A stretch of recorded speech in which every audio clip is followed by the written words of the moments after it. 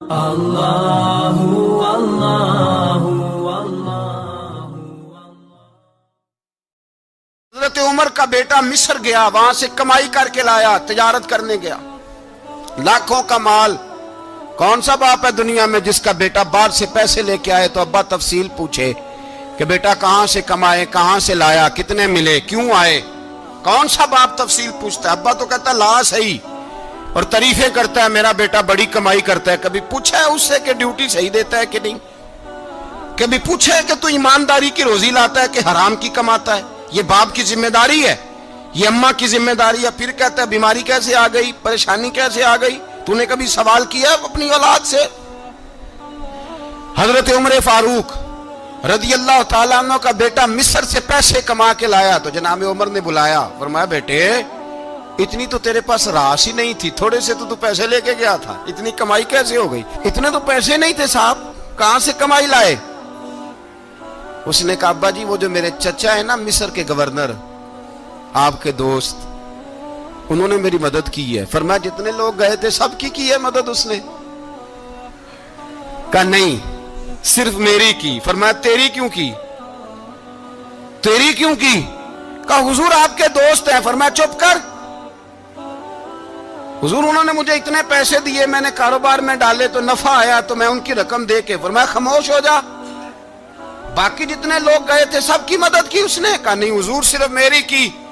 فرمایا اس نے تیری مدد نہیں کی، اس نے خلیفہ کے بیٹے کی مدد کی، اس لیے کہ وہ خلیفہ کو اپنے حق میں نرم کر سکے۔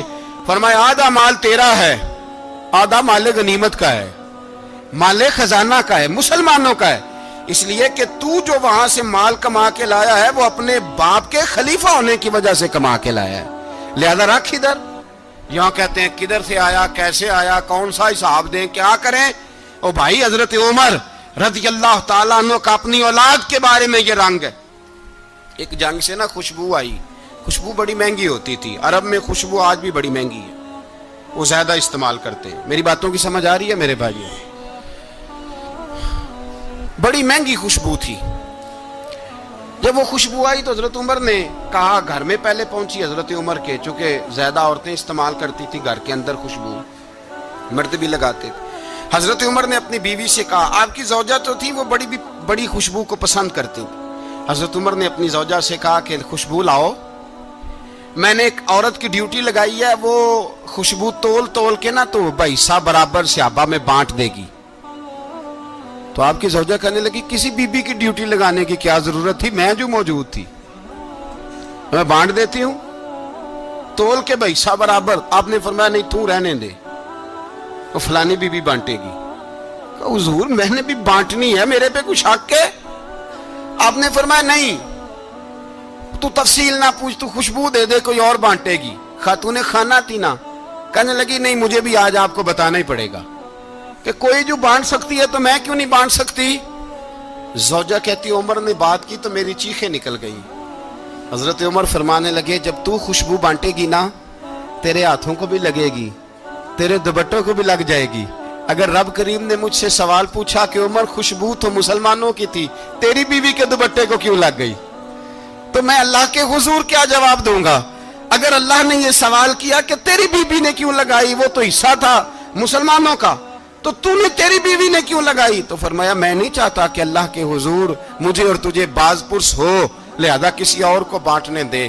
زوجہ روئی اور تڑپ کے کہنے لگی عمر مجھے لگتا ہے صبح قیامت بھی تیری بیوی ہونے کی وجہ سے اللہ مجھے جنت عطا فرما دے گا، تیری زوجہ ہونے کی برکت سے۔ بھائی یہ معیار رکھا، خدا کی قسم ایسا شخص تاریخ میں دوبارہ نہیں آیا۔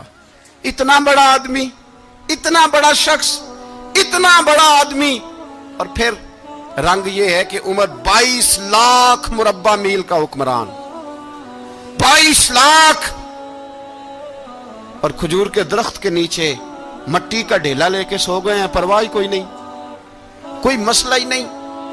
دو غلام ساتھ بیٹھے تو ایک روٹی حضرت عمر نے گھر سے منگوائی، تھوڑا سا سرکہ، تو غلام کہنے لگے ہم نے بھی کھانی ہے۔ فرمایا کوئی حرج نہیں، روٹی کو پیٹ بھر کے کھانا ضروری تو نہیں، 3 حصوں میں بانٹ لیتے۔ ایک آدمی آیا ہوا تھا مصر کا رہنے والا ملنے کے لیے، اس نے پوچھا عمر کدھر ہے؟ تو کہا وہ ادھر جاؤ مسجد میں بیٹھے ہوں گے. اور واپس آیا تو کہنے لگا وہاں تو 3 غلام بیٹھے ہیں, ایک روٹی بانٹ بانٹ کے کھا رہے ہیں, لگتا ہے کئی دنوں سے روٹی نہیں ملی. کہا 3 غلام تو کوئی نہیں, وہاں 2 ہی تھے, تیسرے تو امیر المومنین تھے. اس نے کہا نہیں نہیں 3 غلام ہیں, کپڑے بھی ایک طرح کے پہنے ہوئے ہیں, بلکہ 2 کے تو پھر صحیح ہیں, تیسرے کے تو زیادہ ماڑے ہیں. کپڑے بھی ایک طرح کے, کھانا پینا بھی ایک طرح کا, اور ان کا نشست برخاست بھی ایک طرح کی ہے, لہذا کوئی فرق نہیں. حضرت ابو ہریرہ کہتے ہیں میں لے کے آیا, اور جناب عمر کو جب میں نے کچی زمین میں تامت سمیٹ بیٹھے دیکھا تو میں رو پڑا.